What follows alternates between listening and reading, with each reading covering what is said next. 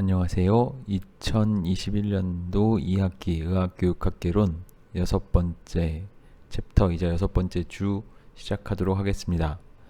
이번 주에 다룰 챕터의 제목은 Creating a Safe and Effective Learning Environment입니다. Learning Environment는 그대로 번역하자면 학습 환경이라고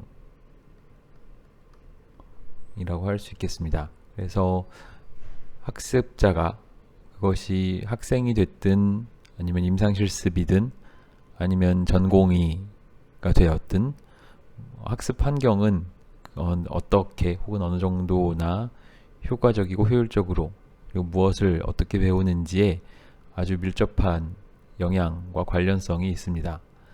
따라서 가르치는 사람, 즉 메디컬 티처 혹은 메디컬 에듀케이터는 의학을 가르치는 혹은 그 학생들을 가르치는 교수자는 안전하고 그리고 효과적인 학습 환경을 만드는 것이 또 중요한 역할 중 하나가 됩니다. 이러한 측면에서 이번 챕터에서는 안전하고 효과적인 학습을 위한 환경을 만들 때 어떤 것들을 고려해야 하고 어떤 관점에서 바라볼 수 있는지를 살펴보도록 하겠습니다. 이번 챕터의 구성은 다음과 같습니다. 다른 모든 챕터와 공통적인 부분인데요. 역시나 처음에 오버뷰 그리고 인트로덕션으로 시작을 하고요. 그래서 학습 환경을 다루는 이번 챕터의 전체적인 내용과 이것이 왜 필요하고 어떻게 이 챕터가 구성되는지 등을 설명을 하고 그 다음에 이 챕터의 저자는 주로 매슬로우의 욕구위계 피라미드, 욕구위계 이론을 바탕으로 어떤 것들을 고려해야 하는지를 설명을 합니다. 이것이 학습 환경에 대해서 이것이라고 하면은 이 매슬로우의 욕구위계가 학습 환경에 대해서 생각해 보는 혹은 학습 환경을 바라보는 유일한 관점은 아니겠지만 그래도 이 챕터의 저자는 나름대로 이 욕구위계 이론 피라미드의 유용성을 이제 이야기하고 싶었던 것 같습니다. 그래서 헬스케어 세팅, 즉 보건의료와 관련된 학습이 이루어지는 다양한 세팅에 있어서 학습 환경을 다루고자 할 때 크게 세 가지로 구분해서 설명을 하고 있는데요. 가장 대표적으로는 임상 환경입니다. 임상 환경이라고 하면은 아주 넓게 보면은 병원이고 병원을 조금 세분해서 본다면 병동이라든가 아니면은 외래 수술장 아니면 응급실 등등 이제 병원의 구체적인 파트들로 나누어질 수도 있을 것 같습니다. 학습 환경을 나눌 때 이제 이 챕터에서는 두 번째로는 임상 환경을 떠난 다른 곳들로 이제 그 다음 구분을 하고 아마 대표적으로는 특히 의과대학 교육과정에서 임상 환경을 떠난 곳이라면은 당연히 교실 혹은 앞에서 챕터 Inquiry Based Learning을 다룬 챕터에서 Inquiry Based Learning을 다뤘던 챕터에서 이야기한 소그룹 학습을 위한 여러 가지 공간들 역시 임상 환경과는 조금 구분된 하지만 여전히 학생들이 무언가를 배우는 환경 중 하나가 될 것 같습니다. 마지막으로 Virtual Learning Environment VLE라는 약자로 표현한 요즘과 같으면은 버추얼 환경이 온라인으로 대표되는 환경들이 있겠고 혹은 SNS와 같은 소셜미디어를 학습에 활용하거나 이 책이 쓰여질 때는 아마 이런 용어가 없었을 것 같지만 혹은 거의 사용이 많이 안 됐을 것 같지만 요즘 유행하는 용어로 하자면은 메타버스와 같은 것도 어떤 가상의 학습 환경으로 사용될 여지가 있을 것 같습니다만 아마 이 챕터에서 메타버스와 같은 용어까지 최근의 트렌드를 반영하는 용어까지 나오진 않겠지만 아무튼 흔히 생각할 때 이 온라인이라고 대변되는 온라인으로 구분될 수 있는 그런 학습 환경에 대해서도 일부 다룰 것 같습니다. 이렇게 하고 마지막으로 요약, 결론과 요약하고 추가적인 읽을 자료 등으로 이 챕터는 구성되어 있습니다. 그러면 하나씩 각 파트를 살펴보도록 하겠습니다. 네, 첫 번째 파트인 오버뷰입니다. 그래서 이 챕터의 내용을 크게 5가지로 요약하고 있는데 한번 하나씩 살펴보도록 하겠습니다. 메디컬 언더그레듀에이트 그리고 포스트 그레듀에이트이라고 하면은 언더그레듀에이트는 학부를 말하고 학부니까 당연히 의과대학과 의전원 역시 이 언더그레듀에이트에 같이 해당된다고 볼 수 있겠습니다. 다르게 말하면 면허를 취득하기 이전 단계라고 보면 되겠고요. 그래서 이 학부 단계든 아니면은 그리고 포스트 그레듀에이트는 당연히 이 다음에 이어지는 단계이기 때문에 인턴, 레지던트 단계를 포스트 그레듀에이트라고 보면 되겠습니다. 아무튼 그래서 의학을 배우는 이 학부 단계든 아니면 졸업 후 단계든 광범위한 임상적 그리고 비임상적 환경 속에서 학습을 하게 됩니다. 하지만 이러한큼 학습 환경의 유형이 광범위하게 다양한 만큼 그 학습의 특성, nature of learning이 이 환경마다 많이 다를 수 있습니다.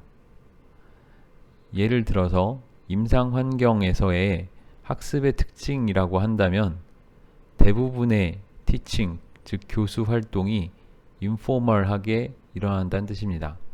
인포멀하다는 얘기는 당연히 포멀하다는 것과 반대의 의미가 되겠습니다. 네, 인포멀하다는 얘기는 포멀과 반대가 될 텐데 포멀하다는 얘기는 공식 번역이 좀 애매하긴 한데 공식적이다 라고 했을 때 학부 교육과정은 대체로 특히나 본과 1, 2학년 즉 임상실습을 돌기 전 학부 교육과정은 많은 부분이 포멀하다고 할 수 있습니다.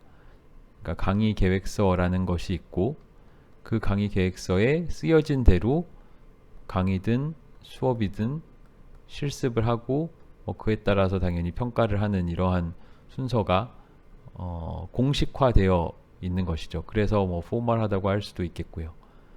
이에 비해서 임상 환경에서는 물론 임상 실습을 할 때도 학생 같은 경우는 임상 실습 지침서가 있고 전공의 교육 단계에서도 임상 수련 혹은 수련 과정 혹은 연차별 수련에 관한 어떤 안내나 가이드 혹은 연차별 수련 단계에 대한 설명은 있겠지만 그것이 문서화돼서 정확하게 혹은 공식대로 무언가를 쭉 따라가기에는 어려움이 있습니다. 그 금방 생각하실 수 있겠지만 당연히 임상 환경이라는 게 늘 예측하기 어렵고 예측 불가능하고 계속 변화하기 때문입니다. 그래서 같은 과 실습을 혹은 같은 병동을 이번 달에 경험한 사람과 지난달에 경험한 사람과 다음 달에 경험할 로테이션을 돌 사람은 같은 병동을 동일한 병동을 로테이션 함에도 불구하고 서로 다른 학습 경험을 하게 될 것입니다. 이처럼 임상 환경에서의 많은 학습 경험이란 것은 상당히 인포멀하다. 그 공식화하기 어렵고 그런 의미에서 이제 비공식적이다 라는 특징을 갖는다고 할 수 있겠습니다. 그래서 학습을 최대화, 맥시마이즈 하기 위해서 학습자는 반드시 안전하다는 느낌을 받아야 하고 또 자신이 서포트, 지지받고 있다는 느낌을 받을 필요가 있습니다. 그래야만 그리고 이렇게 인포멀한 교육 환경에서 배우기 위해서는 포멀 티칭, 즉 수업 아까 앞에서 말한 본과 1, 2학년과 같은 혹은 공식화될 수 있는 딱 정규화되어 있고 무언가 딱 짜여진 교육 과정으로부터 learning by experience, 경험을 통한 학습으로 shift, 이동하기 위한 준비가 충분히 되어 있어야 합니다. 아마 이런 것이 바로 본과 1, 2학년 수업이 임상실습 돌기 전에, 본과 3, 4학년 임상실습 돌기 전에 본과 1, 2학년 수업이 그렇게 방대하고 아주 많은 양을 가르쳐야 한다, 혹은 가르치게 되는 이유 중에 하나일 것 같습니다. 물론 본과 1, 2학년 때 그렇게 방대한 혹은 아주 많은 양의 지식과 수업을 학습한다고 해서 그걸 다 충분히 다 외우고 암기한 상태에서 실습을 도는 것이 아니기 때문에 현재 교육 과정이 전적으로 바람직하냐라고 하기는 어려울 수도 있겠지만, 아무튼 이 문장에서 의미하는 바는 그렇게 공식적인 정규 혹은 정규화된 학습으로부터 경험을 통한 학습, 비공식적인 학습, 정규화하고 공식화할 수 없는 학습으로 바뀌어 나가는 준비가 충분히 되어 있어야 하고, 그러한 준비 없이 바로 임상 실습 혹은 임상 현장에 던져지는 것은 그다지 바람직하지 않다는 뜻이겠습니다. 하지만 또 그만큼 경험을 통한 학습, 즉 임상 실습에서의 학습이라는 게 특히나 그 현장에 처음 들어온 학습자에게는 상당히 낯설고 익숙하지 않고, 또 여러 가지 불안이나 스트레스를 유발할 수 있는 환경이기 때문에, 그만큼 또 학습자는 자신의 안전과 자신이 충분히 서포트 받고 있다라는 감정 혹은 그러한 느낌을 학습자에게 충분히 제공해 주는 것이 중요하다라는 것이 이 두 번째 문장의 핵심이기도 하겠습니다. 세 번째는 교수자가 아주 간단한 요소만을 인식하는 것만으로도 학습 경험을 크게 향상시킬 수 있다입니다. 임상실습 학생들이 이제 특히 본과 3, 4학년들 학생들로부터 임상실습 경험에 대해서 긍정적인 경험을 들어보면 이제 자주 등장하는 표현이 신경 써 주신다.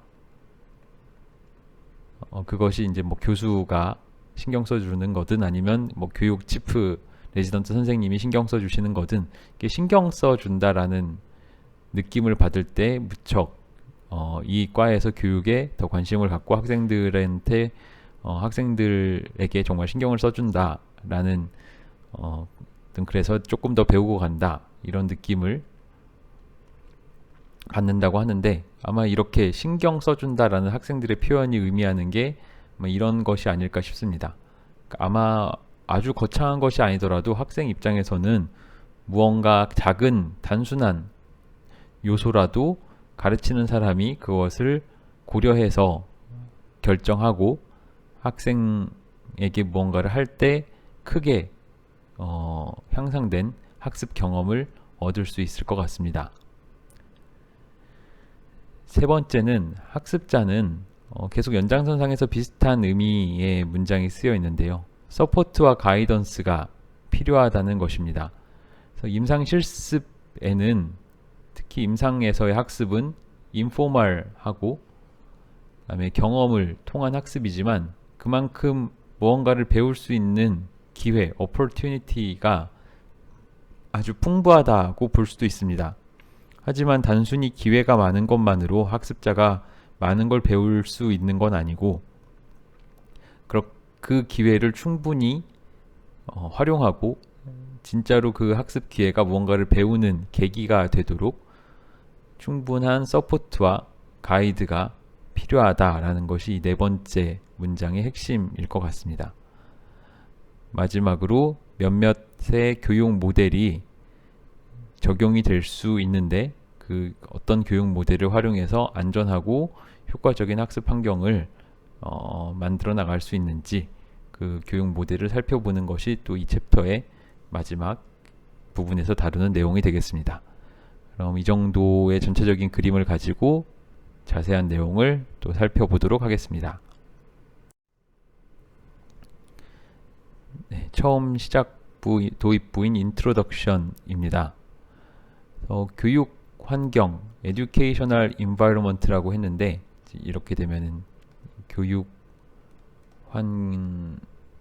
환경이라고 번역할 수 있을 것 같고, 앞서서는 learning environment라고 했고, 이것은 뭐 학습 환경이라고 번역이 될 텐데, 교육 환경이나 학습 환경은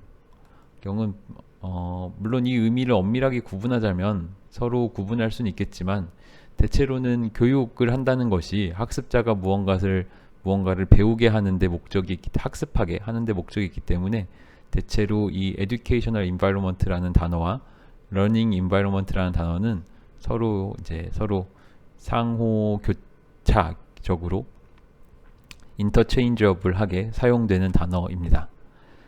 그래서 educational environment도 거의 동일한 학습 환경, 교육 환경, 거의 동일한 의미를 가지고 있다고 생각하시면 되겠습니다. 그래서 이러한 교육 환경이 효과적인 학습을 촉진하는데 중요한 영향을 준다고 할 수 있습니다.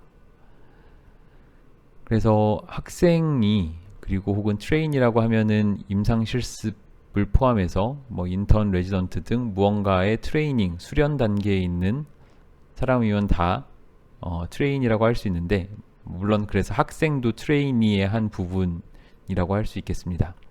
그래서 아무튼 학습자, 학생이든 수련생이든 인턴 전공이든 그 학습자가 배우는 환경이라는 장소는 매우 다양하게 이루어집니다. 처음에는 의과대 학생들이 강의실에서 배우다가 점차 병원 혹은 병동에서 배우게 되고, 본과 1, 2학년 때는 강의실에서 주로 배우다가 나중에는 3, 4학년 때는 병원이나 병동에서 주로 배우게 되고, 혹은 뭐 환자의 페이션트 홈이라 그랬는데, 우리나라에서는 환자의 가정에서 뭔가를 배우는 일은 거의 없지만 그래도 이 뒤쪽에 있는 오퍼레이팅 티어러, 이거는 수술실 혹은 수술방이 될 텐데, 이 수술방에서 배우는 일도 많이 있을 것입니다. 그리고 시뮬레이션이나 뭐 소셜미디어와 같이 버추얼, 가상 환경, 온라인과 같은 여러 가상 환경에서 배우는 일도 발생하고, 그러한 과정에서 학습 자료를 전달받기도 하고, 자기가 학습한 내용을 뭐 녹화하거나 그 녹화한 내용을 가지고 뭐 성찰하기도 하는 이러한 학습을 하기도 합니다. 그리고 버추얼 러닝하고 이제 소셜 미디어를 여기서는 살짝 구분을 하는 것 같은데, 이 소셜 미디어에서도, 즉 SNS에서도 학습자들은 서로 상호작용하면서 배우는 것처럼, 아무튼 이렇게 아주 다양한 장소, 그게 가상의 공간이든 실제 공간이든 아주 다양한 장소에서 의학 교육, 메디컬 에듀케이션은 이루어지게 됩니다. 그래서 이 모든 공간에서의 어떤 사회적 경험, 그리고 포함과 배제의 어떤 정도 혹은 그런 경험이 그곳에서 일어나는 학습의 수준에 상당한 영향을 줄 수 있습니다. 아마 이 포함과 배제라는 것은 특히나 뭐 인종, 민족 등이 다양한 국가에서 조금 더 중요하게 여겨지는 것 같습니다. 그래서 의학 공동체, 커뮤니티에서, 그게 뭐 의료팀이 되었든 혹은 같은 학년의 학생 집단이 되었든, 아니면 조금 더 폭넓게 병원과 대학이라는 좀 더 상위의 공동체를 이야기를 하든 무엇이든 간에, 그 공동체 내에서 내가 소속감을 느끼고 배제당하지 않는다 라는 것이 당연히 학습에, 그리고 학습 환경에 중요한 영향을 미칠 것이라고 짐작할 수 있겠습니다.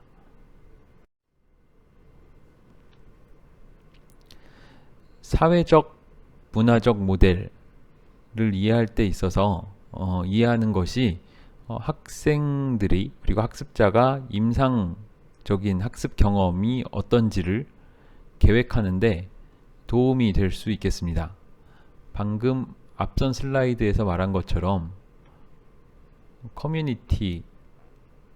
커뮤니티라든가 아니면은 학습 러닝 인바이러먼트라는 학습 환경이라는 것이 결국 학습자 혼자에 대한 이야기가 아니라 이 학습자를 둘러싼 이 주변의 모든 것에 대한 이야기고, 이 주변의 모든 것에는 어떤 물질적인 것도 있겠지만 사람도 당연히 이 주변에 있는 모든 것이고, 이 물질과의 관계 혹은 사람과의 관계, 그리고 이 사람들 간에, 주변에 있는 환경에 있는 사람들 간의 관계, 이런 것들이 모두 학습 환경의 일부를 이루기 때문에 이것은 곧 사회적이면서 문화적인 특성을 가질 것입니다. 그래서 교육의 사회적, 문화적 모델을 이해하는 것이 도움이 될 거라고 이야기하고 있고, 그런 측면에서 두 가지 정도의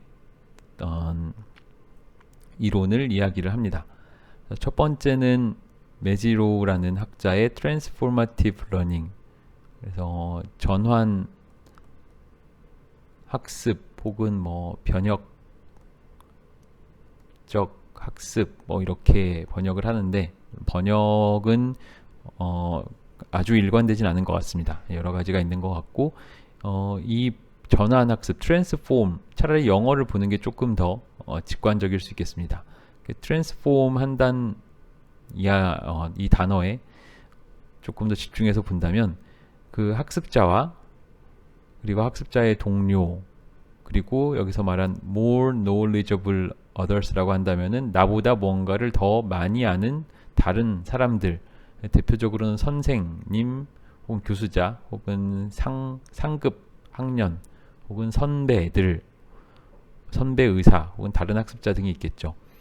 이런 다른 사람들 간의 사회적 상호작용에 의해서 발생하는 학습 중에 하나가 이런 트랜스포머티브 러닝이 되고, 이 트랜스폼 한다는 것은 학습자의 어떤 사고 방식, 학습자의 사고 체계가 전환된다, 변환된다, 트랜스폼, 모습이 바뀐다 라는 의미라고 볼 수 있습니다.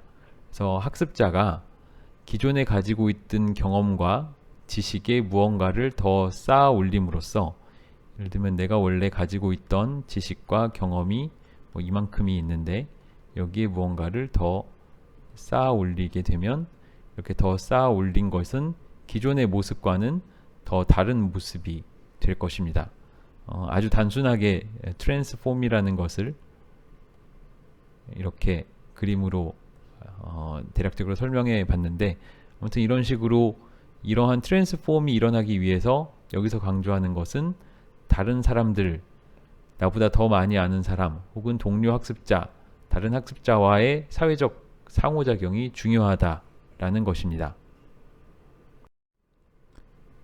트랜스포머티브 러닝에 이어서 소셜 컬처럴 모델의 두 번째로 이 책에서 이야기하고 있는 것은 레이브와 벵거의 커뮤니티 오브 프랙티스라는 개념입니다. 그래서 이는 실천 공동체라는 단어로 흔히 번역이 되는데요. Community of Practice에서 실천 공동체로 번역이 되는데, 이것의 의미는 학습이 어떤 활동과 실천 공동체에 대한 의미 있는 참여를 통해서 더 잘 일어난다라는 것입니다. 그래서 사회적 그리고 문화적이란 말에서 생각해 보실 수 있듯이, 학습자는 물론 이게 본과 1, 2학년 때는 나 혼자 책을 보고 열심히 내 머릿속에 지식을 넣어서 학습을 더 높일 수 있겠지만, 임상 환경과 같은 어떤 learning by experience, 뭔가 경험하면서 학습하는 그러한 공간에서는 나 혼자만의 학습으로, 나 혼자 뭔가를 부단히 노력해서 뭔가를 배운다기보다는 내 주변에 있는 다른 여러 사람들이 이미 이루고 있던 공동체, 즉 이것을 커뮤니티 오브 프랙티스라고 한다면, 여기에 내가 학습자가 새롭게 참여하게 되는 것입니다. 이렇게 새롭게 공동체에 학습자가 외부에서 내부로 참여해 가기 때문에 이 과정을 이제 합법적 주변부 참여, 이것도 영어로 하는 게 차라리 나을 수 있겠는데요. legitimate peripheral participation. 페리퍼리는 이제 주변부라는 뭐 의학에서도 많이 쓰이는 용어니까 익숙하실 것 같고, participation은 이제 말 그대로 참여입니다. 그래서 이 새로운, 말하자면 소위 뉴비가, 신참이 이 공동체에서 속해 있지 않았다가 이 공동체로 참여해가는, 외부에서 내부로 들어오는 과정에서 이 참여를 인정받는, 그래서 정당한 합법적인 주변부 참여를 통해서 학습자는 이 공동체에 조금 더 많은 기여를 하고 이 공동체의 활동, 액티비티에 참여를 해가면서 무언가를 배우는 것이고, 아마 보통 레지던트 선생님들의 경우에는 이 공동체가 의국과 같은 개념이 될 수도 있겠습니다. 말하자면 이 의국에 입국하는 과정, 처음에는 새로 들어오기 때문에 여기서 무슨 일이 일어나는지, 일이 어떻게 돌아가는지 잘 모르다가 시간이 지나면은 나에게 어떤 역할이 주어지고 내가 여기서 더 많은 중심적인 역할을 하게 되면서 이 의국 혹은 그 전공 혹은 이 커뮤니티에 대해서 더 많은 걸 배워나가고, 그게 이제 임상에서의 무언가를 배워나가는 어떤 전형적인 모습이 될 것입니다. 그래서 이때는 오히려 물론 책을 보고 혼자 공부하는, 지식을 쌓는 게 중요하지 않다는 건 아니지만 그것 못지않게 혹은 그 이상으로 이 커뮤니티에 대한 참여가 강조되는 것이 임상에서의 학습이 되겠고, 그러다 보니 이 참여, 인볼브먼트의 수준이 높아짐에 따라 당연히 학습의 수준도 더 높아진다고 할 수 있겠습니다.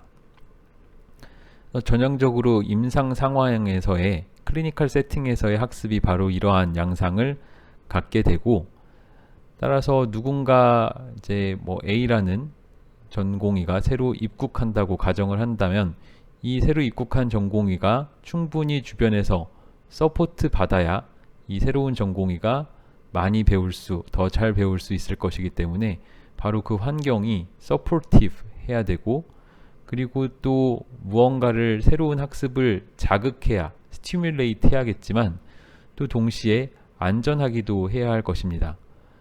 내가 이 공동체에 새로 들어왔는데 내가 뭔가 나의 신체적 안전이나 어떤 정신적 안전이 충분히 담보되지 않는다고 생각하면 당연히 새로 입국한 혹은 새로 이 공동체에 합류한 사람이 잘 배워나갈 수 없을 것입니다. 그리고 이 안전이란 말은 특히나 임상 혹은 의료의 상황에서 당연히 학습자의 안전뿐만 아니라 환자의 안전까지도 포함하는 의미입니다. 다르게 말해서 학습자가 아무리 안전하다고 해도 환자의 안전이 위협된다면 그것은 전혀 용인될 수 없는 학습 환경일 것입니다. 학습자의 학습자가 안전하다는 의미는, 예를 들면 새로 들어온 전공의가 어떤 프로시저를 하는데, 프로시저를 특히나 환자한테 직접 하는데 이것을 10번을 실패해도 전혀 질책받지 않는다 라고 하면은, 이 전공의 입장에서는 프로시저 실패를 해도 전혀 아무도 나를 혼내지 않기 때문에, 아마 그럴 일은 전혀 없겠습니다만 어쨌거나 그런 상황을 가정을 하면은 학습자는 안전하다고 느낄지 모릅니다. 왜냐하면 내가 아무리 실패를 해도 누구도 나를 혼내지 않기 때문에. 하지만 어떤 전공의가 프로시저를 10번을 실패를 했을 때 환자의 안전은 당연히 담보될 수 없는 것이고, 이런 것은 특히 임상 상황에서 용인될 수 없는 것이기 때문에 이 safe라는 것이 특히 임상 상황에서는 학습자뿐만 아니라 환자의 안전을 같이 포괄하는 의미의 safe라는 것도 염두에 두셨으면 합니다. 그래서 교수자, 티처의 스킬이라고 한다면, 그래서 당연히 환자의 안전을 보장하는 동시에 학습자를 충분히 서포트해서 그 학습 경험을 쌓아나갈 수 있도록 촉진하는 그 균형. 그래서 러너의 학습과 페이션트의 세이프티를 잘 균형을 잡는 것이 가르치는 사람의 역할일 것입니다. 그래서 학습 이 앞의 예에서 예를 다르게 설명하자면은 학습자에게 단 한 번의 실패도 용납하지 않으면 아마 어떤 학습자도 특히 임상에서 어떤 학습자도 단 한 번의 실패도 용납되지 않는다면 아마 배울 수 없을 것입니다. 그렇다고 너무 많은 실패를 용인할 경우에는 환자의 안전이 위협당할 것이고, 그래서 학습자가 배우는 것과 특히 실패를 통해서 실수를 통해서 배우는 것과 그 과정에서 약간이나마 환자의 안전이 조금 이제 위협받을 수 있는 상황을 잘 관리하고, 그래서 학습과 환자의 건강, 안전을 잘 균형 잡히게 해서 두 가지를 모두 갖추게 하는 것이 바로 클리니컬 티처의 중요한 역할 중 하나라고 할 수 있겠습니다. 그래서 어떤 단순한 원칙이 적용되는 것만으로도 학습자의 경험에 아주 큰 변화를 가져올 수 있습니다. 특히 이런 배움의 즐거움이나 학습자의 안전감에 대해서 아주 큰 변화를 가져올 수 있고, 따라서 그 결과 더 효과적인 학습도 할 수 있기 때문에 임상 상황에서의 교수자, 가르치는 사람은 뒤에서 설명할 여러 가지 중에서 아주 단순한 것이라도 이제 조금 더 신경을 쓰도록 하는 것이 좋을 것입니다.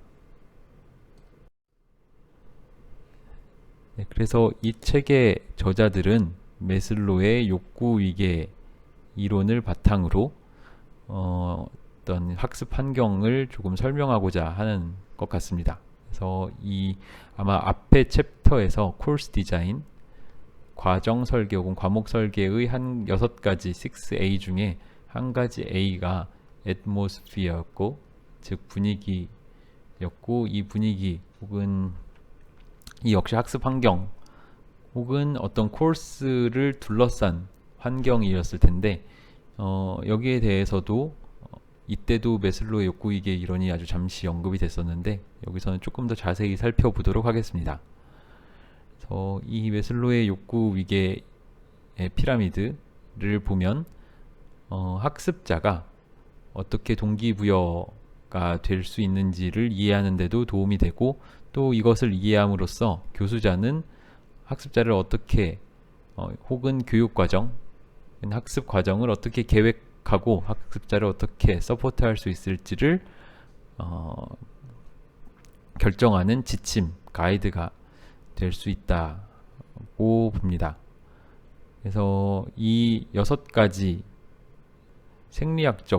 생리적 요구, 안전에 대한 요구, 소속감, 애정과 소속감, 그리고 존중감, 자아실현의 욕구까지 이 5단계의 욕구를 어떤 임상에서의 교수학습 상황에 적용시켜 볼 수 있을 것 같습니다.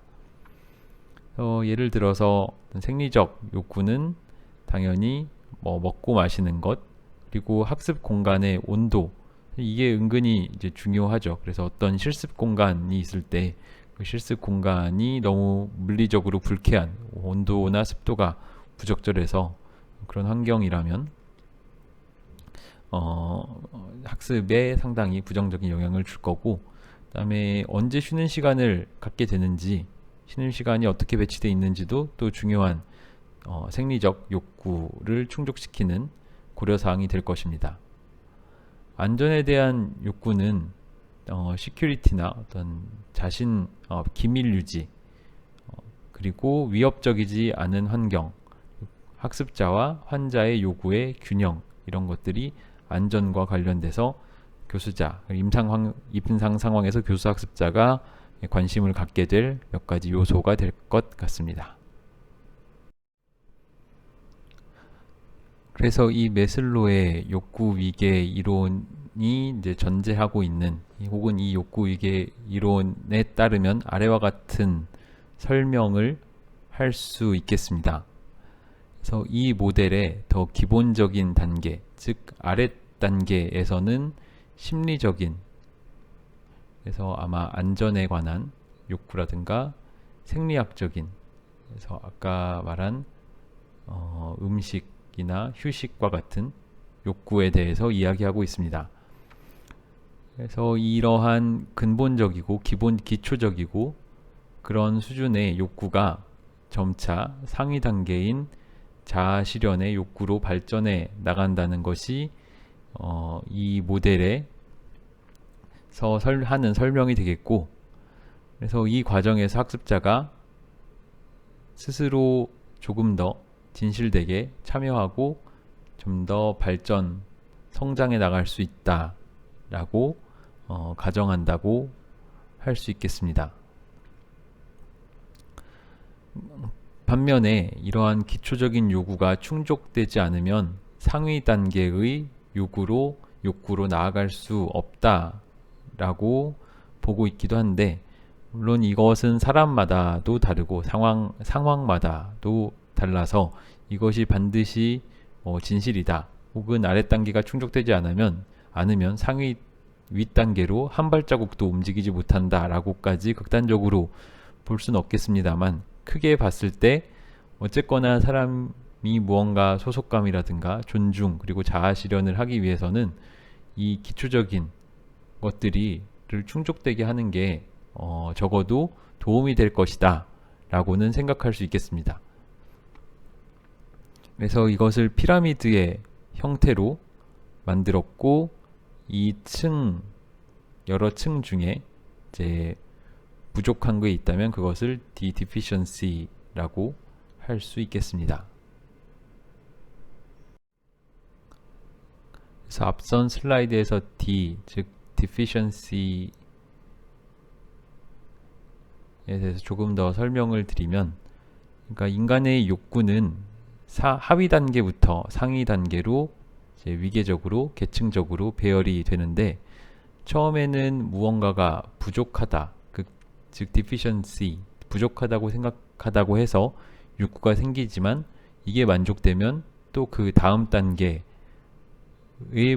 혹은 다른 종류의 부족함을 느끼고 또 이것을 채우기 위해서 노력하고, 또 이게 채워지면 또 다른 게 부족하다고 느껴서 또 다른 걸 채우고, 이런 식으로 나아간다라는 의미이기도 합니다.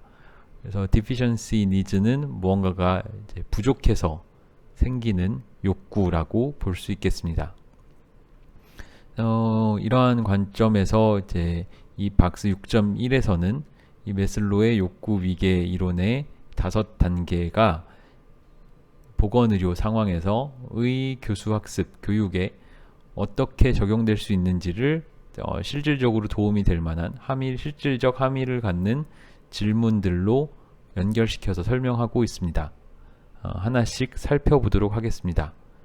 이제 자아 실현의 욕구인 최상위 단계부터 설명이 되어 있는데,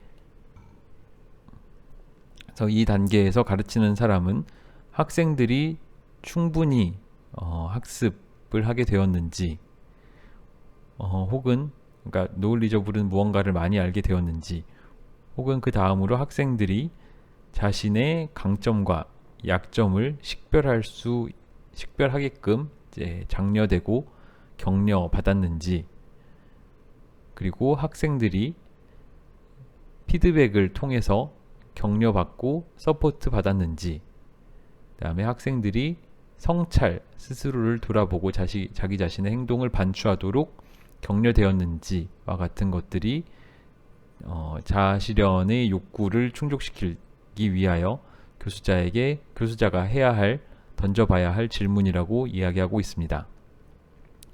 존중과 관련해서 생각해 볼 만한 질문들은 이런 것들이 있습니다. 학생들은 충분히 스스로의 가치 있는 사람으로 가치 있다고 느껴지게끔 그렇게 대접을 받는지, 학생들이 스스로의 행동을 잘 기술할 수 있고 또 스스로 서포티브, 지지를 받는다는 느낌을 주는 피드백을 학생들이 받는지, 학생들의 관점 혹은 입장이 존중되는지, 학생들에게 어떤 존중을 보였는지, 교수자는 전문직으로서의 행동을 잘 롤모델링 하고 있는지. 교수자는 파괴적인 비판, 그러니까 건설적인 비판이 아니라 누군가를 면박 주고 수치스럽게 하고 뭔가 그 학습자의 성장에 도움이 되지 않는 어떤 이런 파괴적인 비판을 하지 않고자 지양하고 있는지, 그리고 이런 피드백이 또 정직하고 잘 균형 잡혀 있는지와 같은 질문을 던져볼 수도 있겠습니다. 위에서부터 세 번째 단계로 어떤 사회적 욕구, 즉 소속감, 애정의 욕구와 관련해서는 학습자에게 학습자들이 환영받는다, 환대받는다는 느낌을 받게끔 되어 있는지, 학생에게 스텝이나 팀이나 환자들을 어떤 방식으로 학생이 이들에게 어떤 방식으로 소개되는지, 가르치는 사람은 학습자의 이름을, 학생의 이름을 알고자 노력을 기울이는지, 가르치는 사람이 학생을 개인적으로, 즉 학생의 어떤 배경이나 어느 정도의 이해 수준이나 경험이 있는지를 알고자 그런 학생에 대한 관심을 갖는지, 학생이 학습 공동체의 일부분으로 되어서 더 많은 참여를 요청받는지, 그래서 예를 들어서 구체적인 역할이 주어진다거나 과제가 주어진다거나 하는 방식으로 이런 것들이 되는지를 또 생각해 볼 수 있겠습니다. 안전과 관련해서는 학생이 혹시 위협받는 것 같은 느낌을 받지는 않는지, 가르치는 사람이 학생을 부끄럽게, 수치스럽게 면박을 주는 어떤 그런 식으로 행동을 하지 않고자 노력하는지, 학생이 서포트 받고 안전하다는 느낌을 느끼는지, 환자들은 어떤 학생이 교육에 참여한다는 거에 대해서 환자들도 어떤 준비가 되어 있는지, 학생들이 친숙하지 않거나 실제 환자에게 할 준비가 되어 있지 않은 어떤 것들을 하게끔 요청받지는 않는지, 이런 것들이 안전과 관련되어서 가르치는 사람이 한번 생각해 봐야 할 질문이 될 것입니다. 생리적 욕구와 관련해서 던져볼 수 있는 질문은 어떤 학습이 이루어지는 방이 너무 덥거나 춥지는 않은지, 그 학습자들이 있는 공간이 충분히 프라이빗, 그러니까 사생활이 보호되어서 내는 공간인지, 그리고 학생들에게 화장실이나 탈의실 등의 위치가 잘 설명이 되어 있는지, 학생들은 언제 휴식을 취할 수 있고 혹은 식사를 하거나 물을 마시러 갈 수 있는지에 대해서 충분히 학생들이 알고 있는지, 이런 것들이 생리적 욕구와 관련해서 던져볼 수 있는 질문이 되겠습니다. 아마 이 전체적인 이 5단계를 살펴보시면 아래 단계에서는 이 정도는 내가 가르치는 학생들에게, 임상실습생들에게 혹은 후배 전공의에게 내가 이 정도는 하고 있지라는 생각이 들 수도 있고, 조금 더 상위 단계로 가서는 조금 이런 부분은 부족하다라는 생각이 드실지도 모르겠지만, 아무튼 이 질문들을 전체적으로 한번 살펴보시기 바랍니다.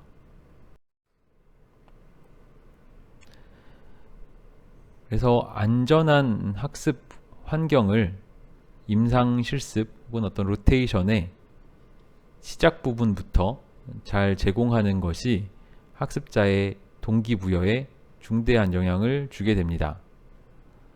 그래서 가르치는 사람, 교수자는 이 학습 활동과 학습 환경이나 그것이 어떻게 관련성을 갖는지 더 명확하게, 명시적으로 다뤄줄 필요가 있습니다.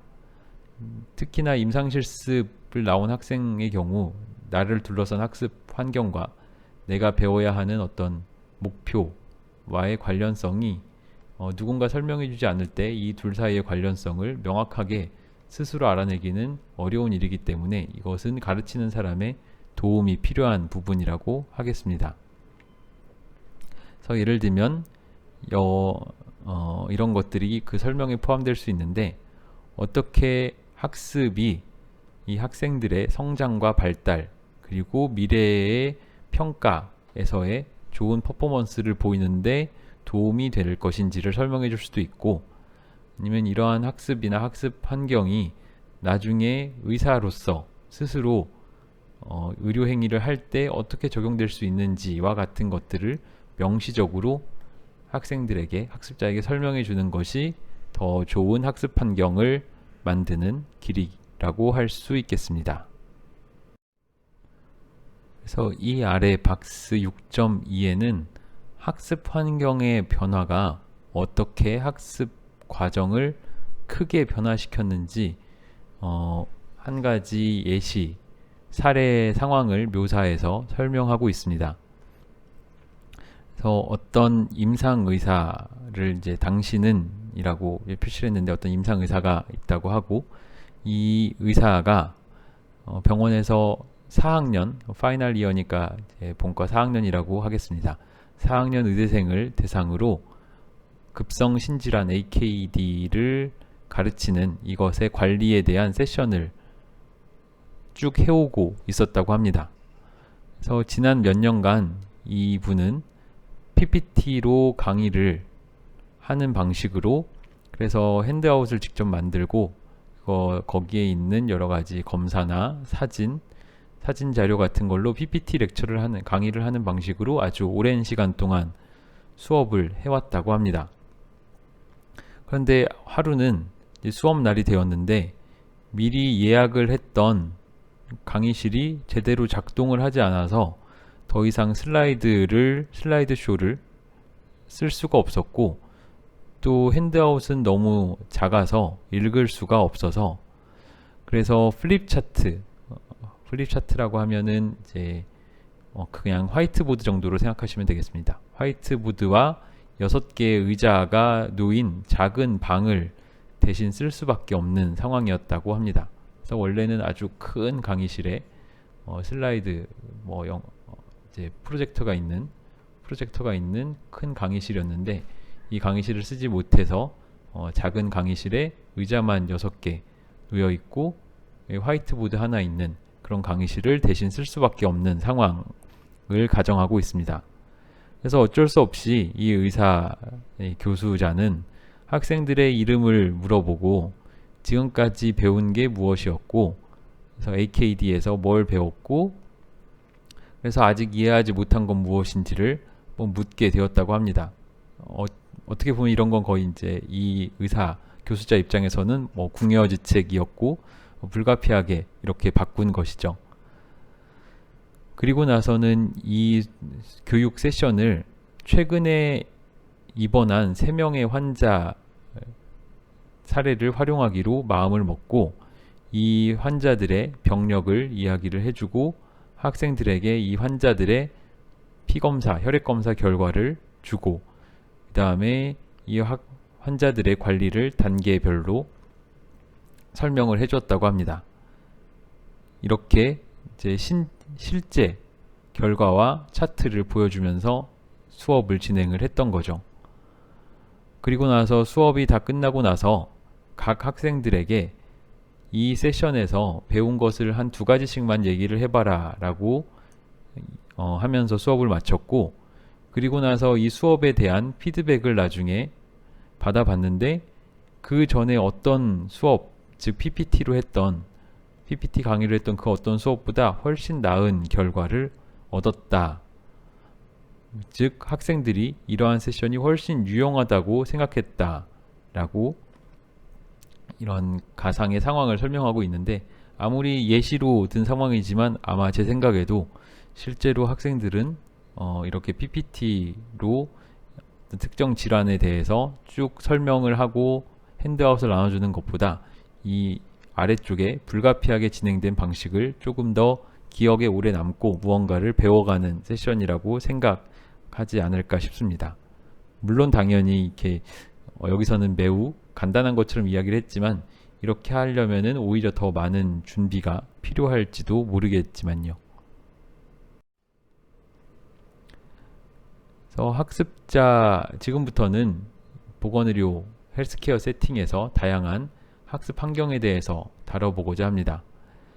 앞서 오버뷰에서 말씀드린 바와 같이 임상 혹은 보건의료 세팅에서의 학습 환경이라는 것은 아주 광범위하고, 그래서 여기서는 크게 임상, 비임상, 버추얼 이 세 가지로 나누어서 설명을 하겠습니다.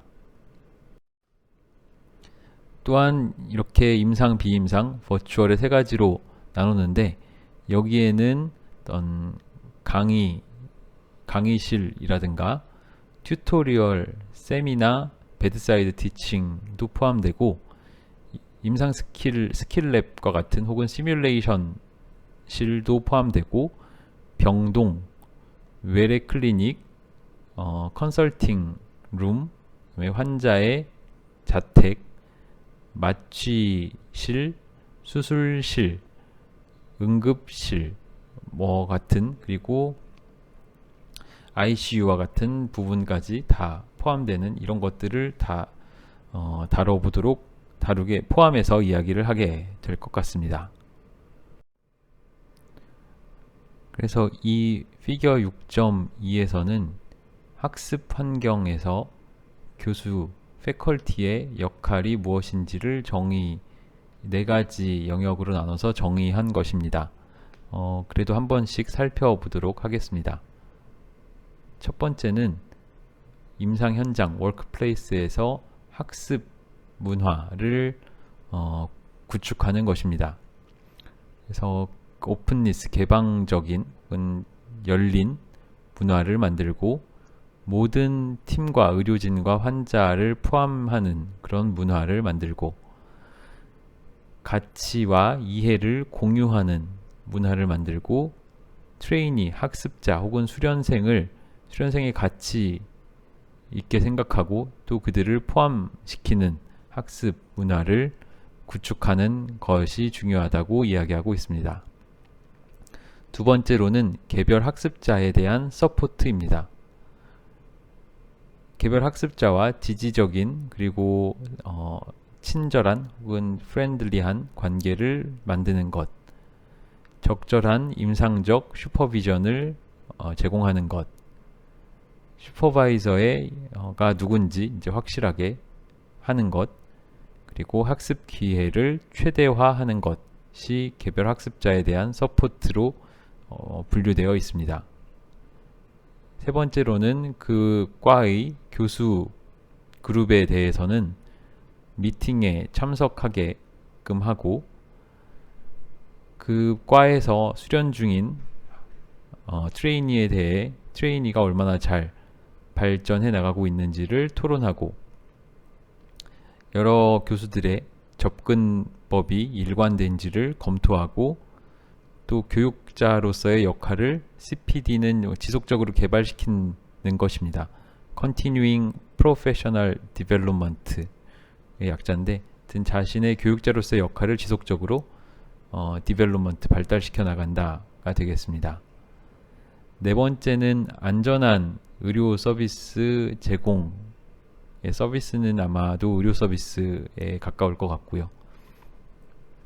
그래서 안전한 의료 서비스를 제공하기 위해서는 업무량의 관리를 해야 되고, 환자 안전을 확보해야 되고, 또한 수련생도 자신의 책임을 충분히 알도록, 그리고 책임 있게 행동하도록 해야 할 것입니다. 그리고 efficiency, 효율성을 가르치고 그 효율성에 적절한 행동을 롤모델링하는 것도 어떤 패컬티의 역할이 되겠습니다. 박스 6.3에서는 학습 환경을 구축하는 것이 얼마나 중요한지를 또 다른 상황을 들어서 이야기하고 있습니다. 그래서 real life example, 실제 사례라고 되어 있는데 한번 살펴보겠습니다. 그래서 학생들이 클리니컬 어태치먼트, 그냥 임상실습이라고 하죠. 임상실습에 대해서 뭐라고 했는지를 보니 1학년 학생들이 다음과 같이 이야기했다고 합니다. 각 firm은 그냥 과라고 하겠습니다. 각 과에서 어떤 사람이 월요일 아침에 그 주의 일정이 어떻게 돌아갈지를 설명해 주면 도움이 될 것 같다. 무슨 일이 있을지에 대해서 조금 더, 혹은 무엇을 해야 하는지에 대해서 좀 더 명확한 가이드를 줬으면 좋겠다. 이런 것은 이제 학생들의 기대 혹은 학생들의 요청 사항이 되겠고, 이것은 어떤 학생에 대한 학생이 겪은 어떤 안 좋은 사례인 것 같은데, 1년차라는 X라는 의사가 첫 며칠간 학생들한테 매우 무례하게 대해서 그 레지던트에 대해서 블립은 아마 이제 호출, 삐삐로 호출하다 뭐 이런 의미일 것입니다. 그래서 그 안내 미팅 때 설명받은 바대로 1년차에게 연락을 했더니 절대 자신에게 연락하지 말라는 식으로 이야기를 했다라는 좀 안 좋은 경험을 이야기하고 있고,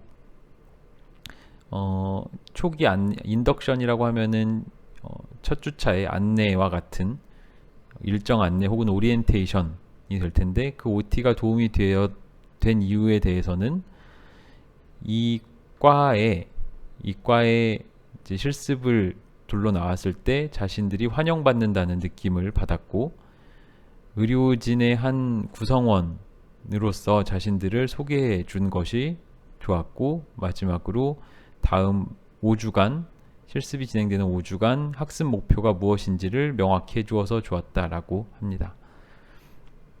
그래서 이러한 내용이 물론 우리나라의 병원 혹은 임상실습과 다소 딱 맞지 않는 부분도 있지만 분명히 또 여기서 얻어갈 수 있는, 배울 수 있는 점도 있는 것 같으니 한번 생각해 보셨으면 합니다.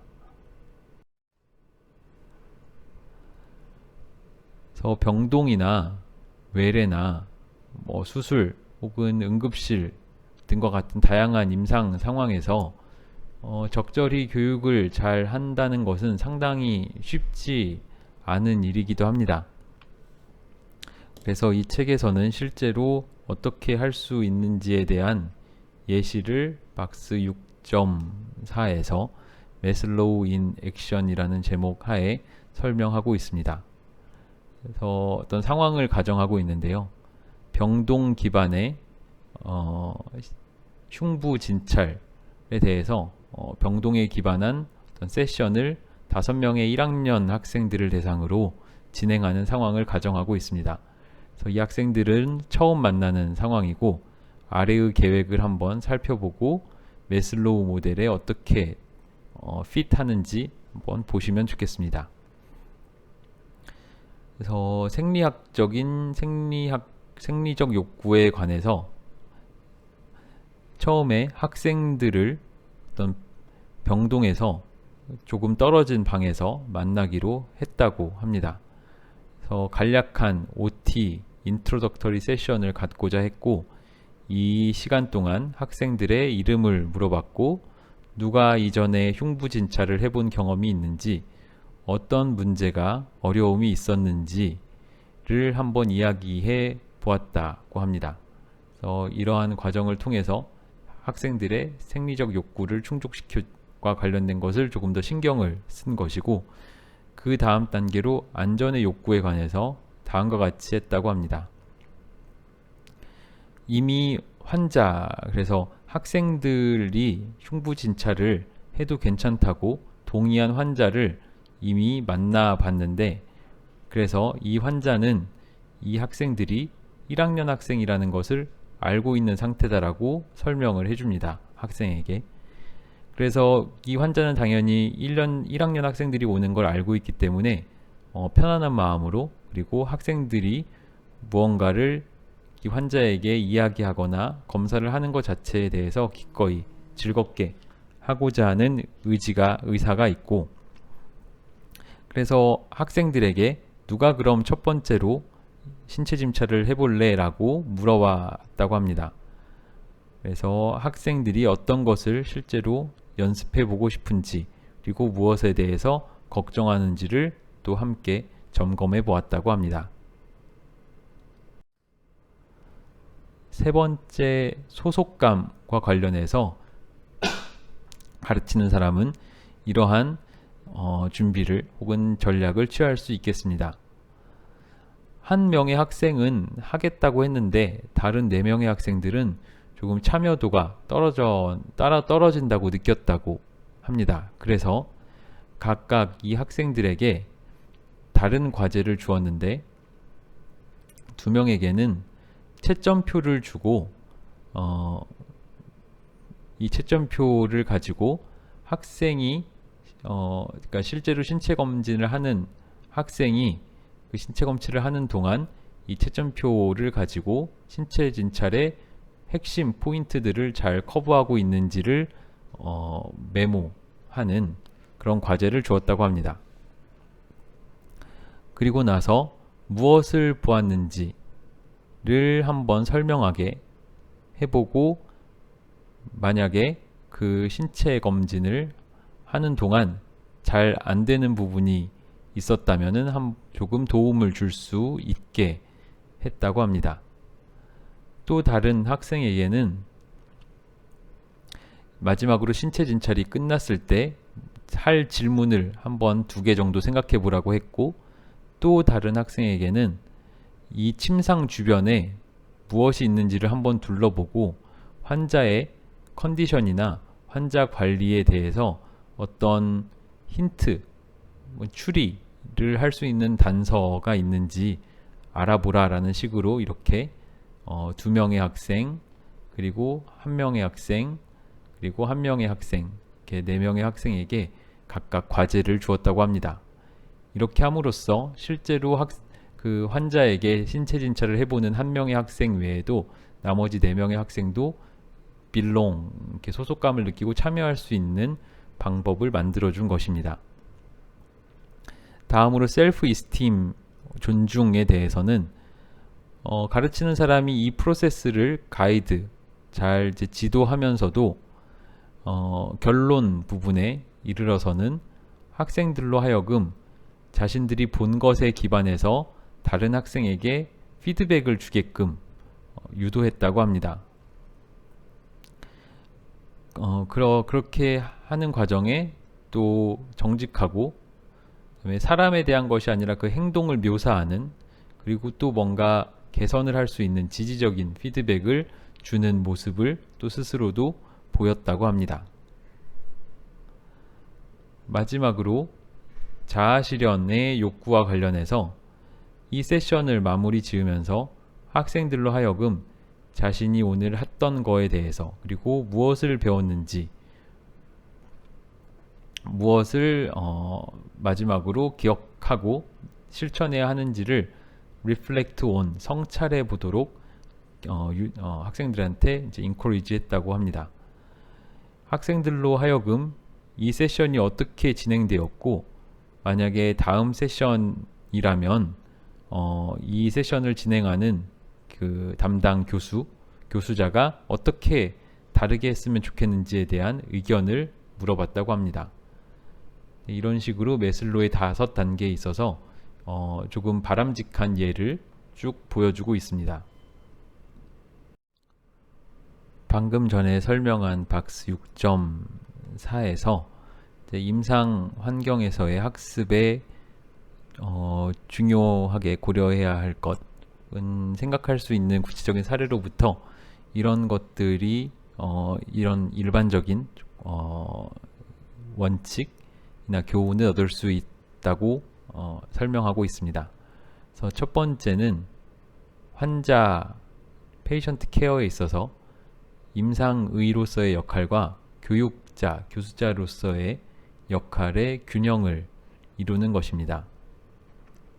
두 번째는 학생에 대한 책임과 다른 보건의료 전문직에 대한 책임 사이에서의 균형을 이루는 것입니다. 세 번째로는 시간 관리를 하는 것입니다.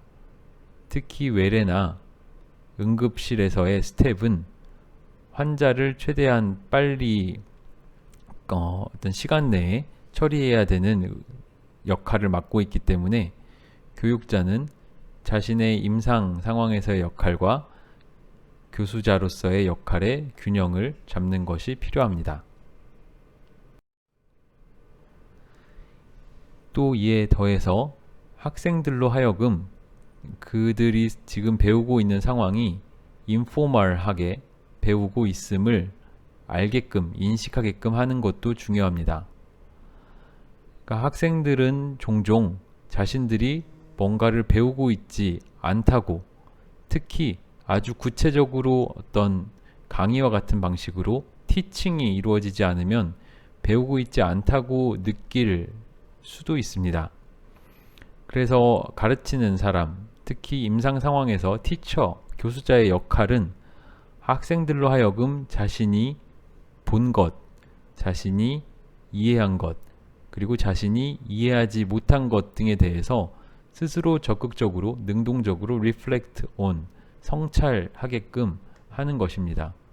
임상 상황에서 누군가가 하나씩 붙잡고 정말로 티칭을 하는 상황은 많지 않고 결국 많은 무수한 경험들 속에서 인포멀하게 스스로 자신의 경험을 반추해보며 배우는 것이 임상 상황에서, 임상 환경에서의 학습의 주된 부분을 차지한다는 것을 학생들이 인식하게끔 해주는 것이 중요합니다.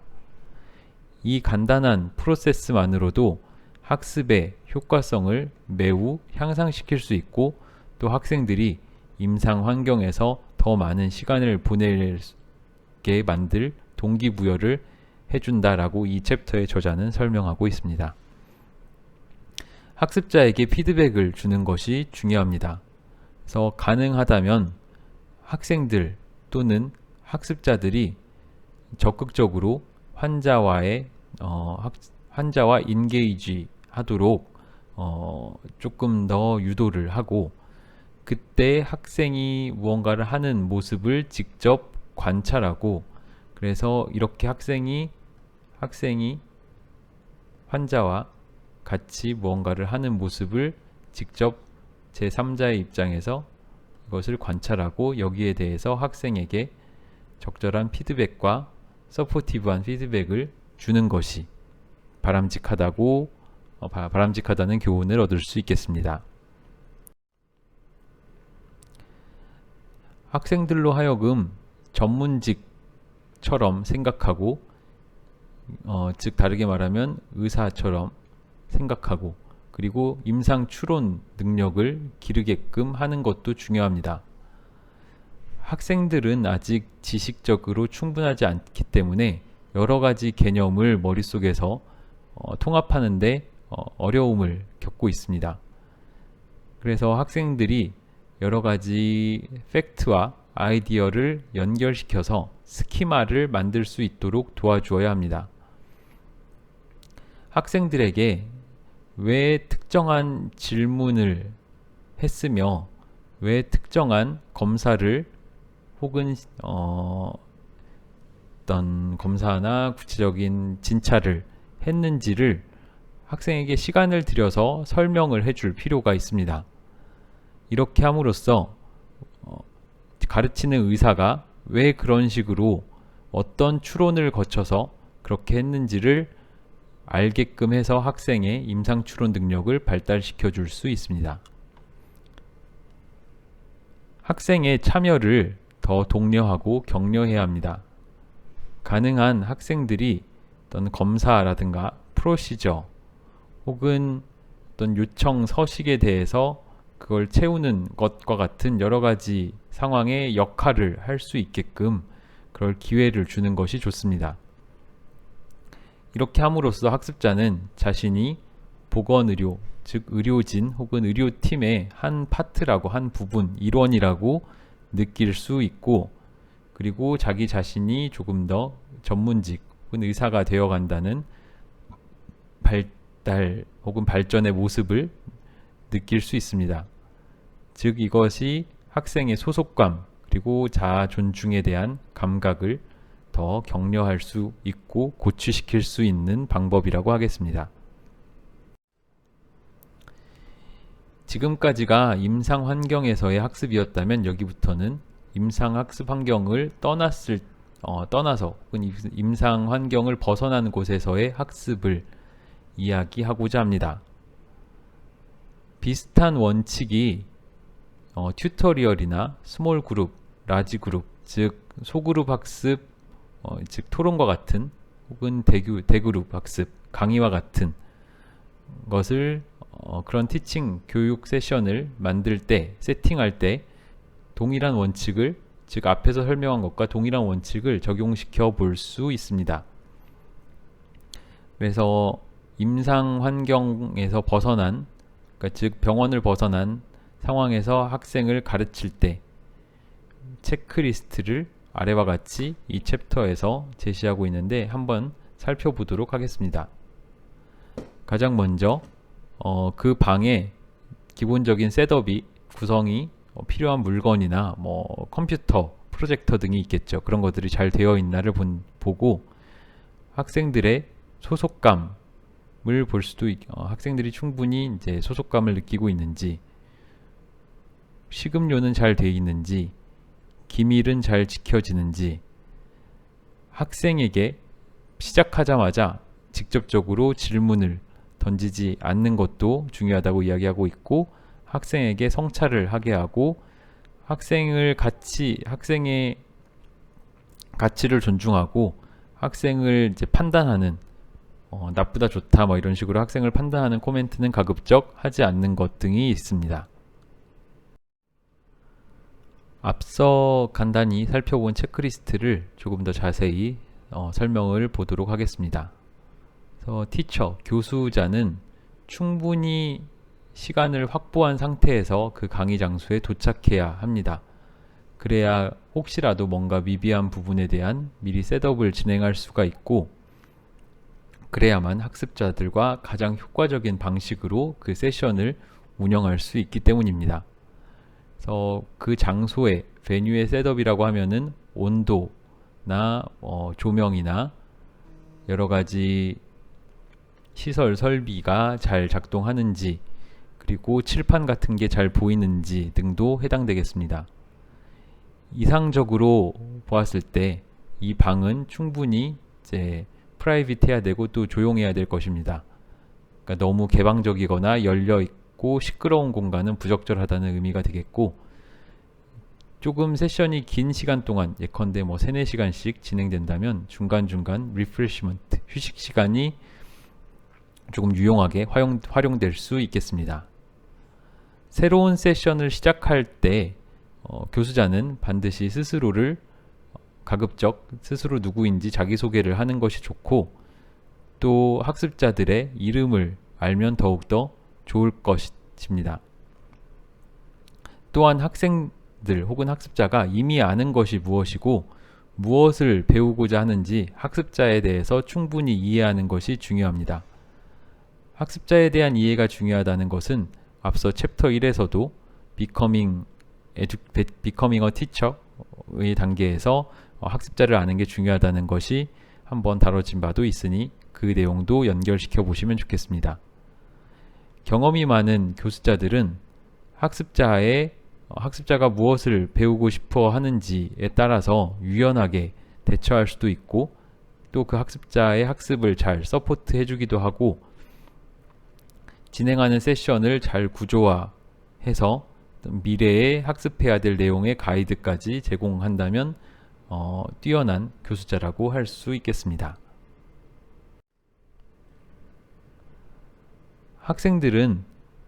학습자에게는 기본적인 그라운드 룰을 제공하는 것이, 혹은 지키도록 안내하는 것이 중요합니다.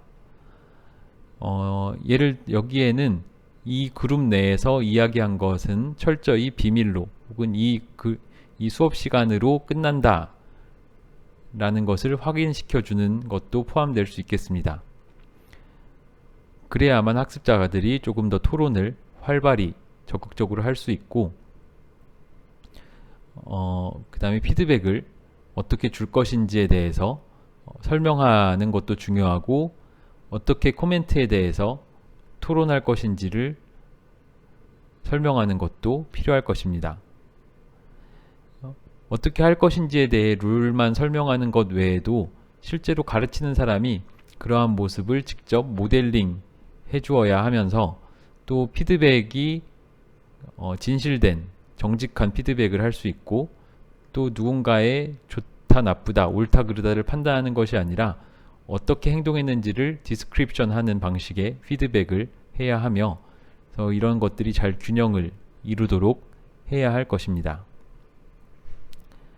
학생들의 안전감 그리고 자기 존중감 같은 것이 공포 혹은 두려움이 있는 상황에서는 잘 갖춰지지 않을 수 있습니다. 이러한 공포는 여러 사람들 앞에서 질문을 받을 때 많은 학생들이 겪게 되는 것이 감정이기도 합니다.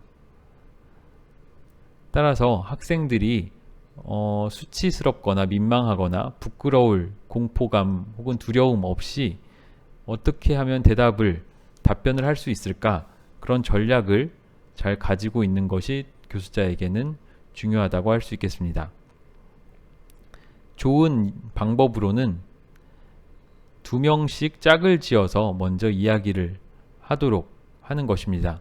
특히 수업의 시작부에 그렇게 할 수도 있고 그래서 질문을 던진 다음에 학생들은 우선 옆에 있는 소위 짝꿍과 개인적으로 더 자신의 의견을 조금 더 이야기한 다음에 그 페어의 의견이 전체 그룹에게 공유되게 혹은 그 둘이 나눈 이야기를 전체 그룹에게 하게 한다면 그럴 때 한 사람이 이건 나 혼자의 이야기가 아니라 나와 같이 짝을 이룬 사람과 같이 충분히 다듬은 혹은 같이 공유된 이야기이기 때문에 내가 전체한테 나서서 어떤 이야기를 할 때 덜 부담스럽고 두렵게 느낄 수 있다라는 장점이 있겠습니다.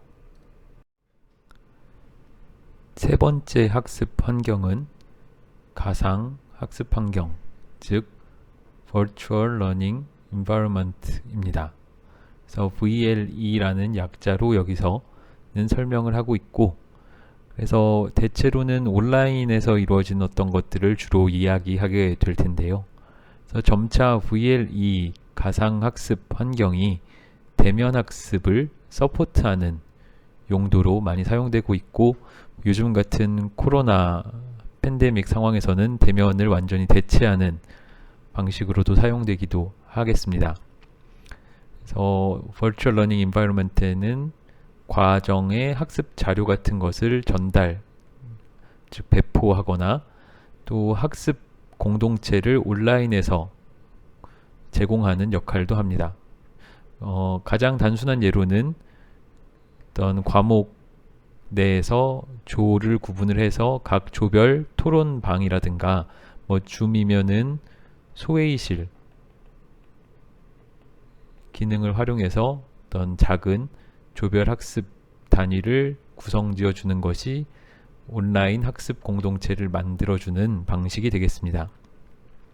그래서 박습 6.6에는 안전한 교육 환경을 VLE 상황에서 어떻게 만들 수 있는가에 대해서 이 앞에 다른 것과 유사하게 한 가지 사례 가상의 상황을 들어서 예시하고 있습니다. 이 상황의 예시는 신입 주니어 닥터, 그 1년차 의사라고 하죠. 1년차 의사가 트레이니 수련생으로 들어왔는데 그 주니어 닥터를 트레이닝 하는 과정에서 자기가 무엇을 배웠는지를 이 포트폴리오로 기록하게 되어 있었다고 합니다. 그리고 즉 지도 의사는 정기적으로 이 포트폴리오를 리뷰해야 되고 이를 바탕으로 피드백을 주고 평가를 하고 코멘트를 남기게 되어 있었다고 합니다. 그렇다면 이 상황에서 어떻게 이 1년차 주니어 의사가 안전하고 충분한 서포트를 받는다고 느끼게끔 할 수 있을까에 대해서 매슬로의 욕구 위계 이론을 바탕으로 설명하고 있습니다. 가장 먼저 생리적 욕구에 관련해서 이 수련생이 온라인 마테리얼에 접근할 수 있다는 것을 확실하게 해둘 필요가 있습니다. 그러니까 자기가 이 포트폴리오를 써야 된다는 사실을 모르거나 혹은 접근 권한이 있는 걸 몰라서 놓치지 않도록 확실하게 해두고 암호 설정을 잘 하게 하고 그래서 확실히 어떤 자기 그 계정의 보안 설정이라든가 그것을 충분히 이해하게끔 하며 온라인 학습을 조용하고 어떤 프라이빗한 공간에서 접근할 수 있는 그런 장소가 있는지도 확실하게 해두면 좋겠습니다. 특히나 병원 같은 공간에서 자기의 사적인 학습 기록이라고 하지만 상당히 그 안에는 개인적인 경험이 있을 수 있고 그것을 열람하거나 작성할 수 있는 적절한 잘 프라이빗한 공간이 있으면 더 좋겠습니다. 다음으로 안전의 욕구에 관해서 가상학습 환경에서 할 수 있는 것들을 보면 다음과 같습니다. 그래서 수련생이 이 IT에 대해서 예를 들면 여기서 말한 이 포트폴리오에 대한 IT에 대해서 대체로는 슈퍼바이저, 즉 지도의사보다 더 잘 알거나 그 시스템에 친숙할 수도 있습니다. 하지만 만약에 이 개인적인 성찰 기록을 기록하게 한다면 그렇게 기록하는 행위 자체가 안전하다고 느껴져야 할 것입니다. 이것이 안전하다고 느껴진다는 말은 내가 무언가를 썼을 때 거기에 대한 접근 권한을 갖는 사람이 누군지를 알아야 한다는 말이기도 합니다. 그래서 내가 무언가 나의 개인적인 성찰 기록을 썼는데 그것을 누가 열람할 권한이 있는지 전혀 알지 못한다면은 그것에 대한 걱정으로 인해서 안전하다고 느끼지 않을 것입니다. 이런 내용을 인덕션 프로그램, 즉 소위 OT, 오리엔테이션 과정에서 잘 충분히 다뤄줘야 하며 또한 소셜미디어를 사용하거나 개인적인 혹은 환자의 기밀 보호에 관한 이슈에 대해서 온라인에 무언가를 작성하는 과정에서 발생할 수도 있는 문제가 생기지 않도록 그것이 전문 직업적 책임과 관련될 수 있다는 사실도 충분히 사전에 토론할 필요가 있습니다. 소속감 혹은 애정과 관련된 욕구에 대해서는 트레이니, 즉 여기서는 주니어 의사로 하여금 학습 포트폴리오를 쓰게 하려면 이 학습 포트폴리오를 쓰는 사람이 만약 이 기록을 정기적으로 써 나갔을 때 또 그것을 누군가가 정기적으로 검토해 줄 것이며 트레이너로서 슈퍼바이저, 즉 지도의사도 그것을 함께 검토해 줄 것이라는 이러한 내가 작성하는 것이 다른 사람과 같이 논의할 수 있는 공통의 자료가 된다는 것을 통해서 소속감을 조금 더 느낄 수도 있겠습니다. 네 번째는 자기 존중과 관련된 VLE에서의 안전한 교육 환경 구성을 위한 방법입니다. 피드백에 대해서도 동일한 규칙이 적용될 수 있습니다. 즉 서술한 내용에 대해서 대면에서의 피드백과 마찬가지로 성찰 기록에 대한 서술형 기록에 대한 피드백도 똑같이 필요하고 이때는 당연히 구체적이고 또 정직하고 어떤 나쁘다 좋다 판단적이기보다는 디스크립티브한 피드백이 더 바람직합니다. 앞으로 어떤 변화 혹은 향상을 위해서 무엇을 할 수 있는지에 대한 제안이 피드백에 포함되면 더 바람직하고 그럼으로써 학습자가 자신의 목표를 달성하고 조금 더 한 발 더 앞으로 나아갈 수 있을 것입니다. 이 포트폴리오를 작성하는 것이 그저 티킹 박스, 즉 체크리스트에 뭔가 했음 이렇게 체크하는 그냥 단순히 상자에 하나 더 이렇게 체크하고 넘어가는 소위 잡일 혹은 추가적인 서류 작업만 되지 않도록 할 필요가 있겠습니다. 마지막으로 자아실현의 욕구와 관련해서 트레이니, 여기서는 주니어 의사에게 어떻게 성찰 일지를 쓰는지에 대한 조언이 필요할 수 있습니다. 그래서 단순히 있었던 일만 기록하는 것이 아니고 또 이 성찰 일지 혹은 성찰 기록물을 작성하는 방법에 대한 안내를 충분히 받지 못한 많은 의과대학 졸업생들이 어떻게 써야 될지 어려움을 겪는 부분이기도 합니다. 그래서 이 교육을 담당하는 슈퍼바이저는 이 성찰의 가치가 무엇인지를 충분히 설명해 주어야 할 필요가 있고, 내가 했던 경험에 대한 성찰을 기록하는 것이 유용하며, 성찰의 깊이라는 것이 얕은 성찰부터 깊은 성찰까지 어떻게 다를 수 있는지 그 예시를 보여줄 필요도 있겠습니다. 이런 것은 롤모델이라고 할 수도 있고, 롤모델을 통해서 가장 잘 이루어질 수 있어서 가르치는 사람, 즉 교수자 혹은 지도의사가 자기 자신이 어떻게 내 포트폴리오를 관리해 왔는지 그것을 보여주는 것이 실제로 앞으로 배워나갈 트레이니, 후배 의사가 어떻게 하면 될지에 대한 방향을 잡는 데 도움이 될 수 있겠습니다. 그래서 이런 식으로 VLE는 학습자의 프로그레스, 점차적인 발전 상황을 기록하는 데 도움이 될 수 있고, 또 이것이 곧 학습의 증거, 근거이기도 합니다. 혁신적인 여러 가지 리소스를 활용할 수도 있어서 비디오 클립, 그러니까 단순히 글로 쓰는 기록물 뿐만 아니라 비디오 클립이라든가 실질적인 스킬, 임상 술기나 커뮤니케이션 스킬에 대한 검사 등도 학습 자료로 활용할 수 있고, 또한 상호작용이 가능한 VLE가 있을 경우에는 학습자들이 튜터와 혹은 다른 사람과 상호작용을 하면서 학습 공동체를 형성해 나갈 수 있을 것입니다. 온라인 학습 자료를 활용할 때 학습자가 안전하고 충분히 서포트 받는다는 느낌을 받을 필요가 있다는 걸 다시 한번 강조하고 있고요. 그래서 면대면 교육과 마찬가지로 VLE에서도 거의 동등한 혹은 유사한 고려사항들이 마찬가지로 적용될 수 있다는 것을 앞서 5가지의 욕구 위계 단계를 통해서 비슷한 원칙들이 적용될 수 있다는 것을 살펴보았습니다.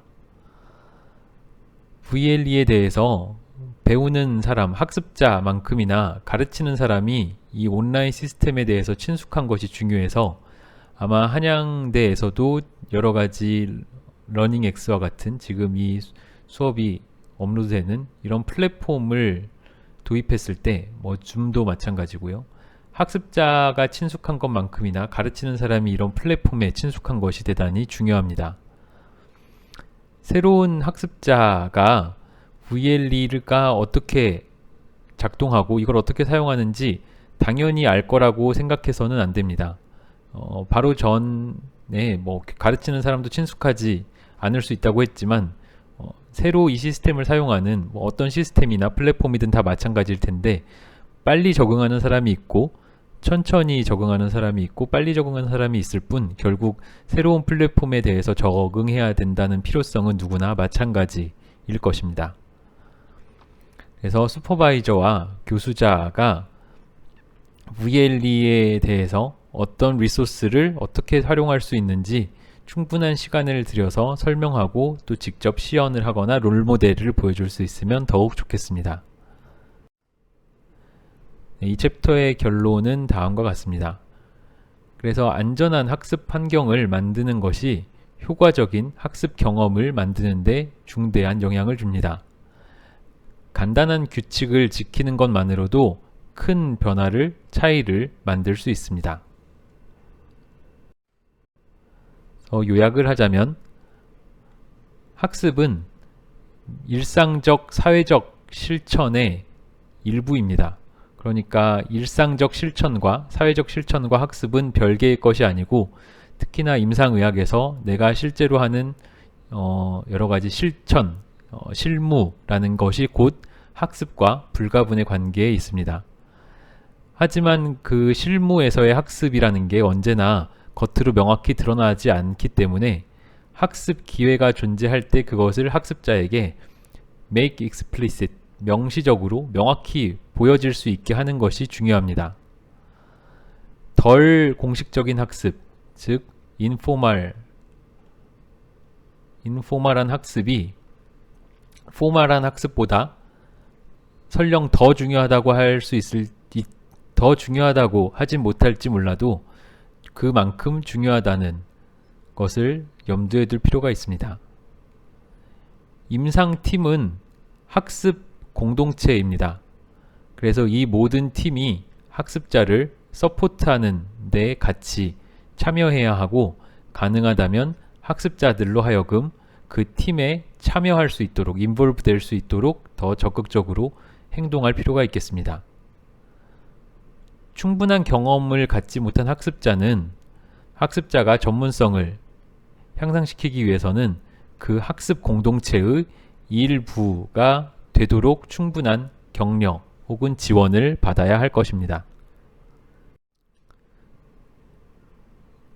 근무 현장에서, 즉 임상 현장에서 How to make the most of the opportunities, 즉 이 기회를 가장 잘 이용하는 방법이 무엇인지를 언제나 명확하고 명시적이고 쉽게 알려주지 않습니다. 특히나 새로 그 학습 공동체 혹은 임상팀에 들어온 구성원에게 학습 기회를 최대한 활용하는 방법은 그다지 그것을 알아내는 것은 쉽지 않은 일이고, 이때 이 학습자들을 위해서 생리적 그리고 안전과 관련한 욕구를 충분히 고려해 줄 필요가 있으며, 정기적으로 학습자가 잘 발전해 나가고 있는지를 체크하는 것도 학습 경험의 가치를 훨씬 높여줄 것입니다. 교수자는, 특히 임상교육에서 교수자는 전문가로서 학습자와 주기적으로, 정기적으로 대화를 나눌 필요가 있습니다. 교수자, 즉 임상에서의 슈퍼바이저는 자신의 경험을 그리고 자신의 임상 추론의 과정을 말로 설명하고 학습자에게 알려줌으로써 더 명확히 겉으로 드러나게끔 해야 되고, 특히나 이런 임상 추론이란 것은 전문가의 머릿속에서 대단히 빠르게 순식간에 일어나 버리는 현상이기 때문에 경험이 없는 학습자에게는 그것을 말로 설명해 주지 않으면은 도대체 어떤 과정을 거쳐서 그러한 임상 추론을 내렸는지 명확하지 않을 것입니다. 학습자는 학부생이든 인턴이나 레지던트든 정기적으로 자신의 학습 경험을 성찰하도록 장려되어야 합니다. 무슨 일이 있었는지를 간단히 검토해 보는 것만으로도 자신이 본 것과 자신이 배운 것에 대한 이해를, make sense, 이해를 높이는 데 도움이 될 것입니다.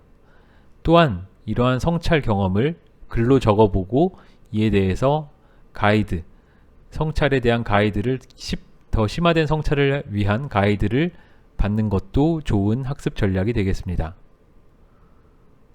학습자는 정직하고 정기적이고 지지적이고 묘사적인 피드백의 가치를 언제나 중시할 것입니다. 이러한 피드백은 그들이 한 일에 대해서 더 잘 이해할 수 있게 해주고, 자신이 어떤 정도로 발전해 나가고 있는지, 그리고 더 발전하기 위해서는 무엇이 필요한지 등을 이해하는 데 필요한 정보를 제공해 줍니다. 마지막으로 임상 환경에서 그리고 비임상 환경에서 교수자는 그들이 롤모델로 역할하고 있다는 것을 꼭 잘 기억해 둬야 합니다. 이는 임상의로서의 혹은 임상적인 행동과 전문직으로서의 행동을 모두 롤모델링하고 있다는 의미입니다. 네, 관련된 레퍼런스나 추가 읽을 거리는 아래와 같이 있으니 참고해 보시기 바랍니다. 그런 이로써 의학교육학개론 6번째 챕터 안전한 그리고 효과적인 학습 환경 만들기에 대한 설명을 마치도록 하겠습니다. 감사합니다.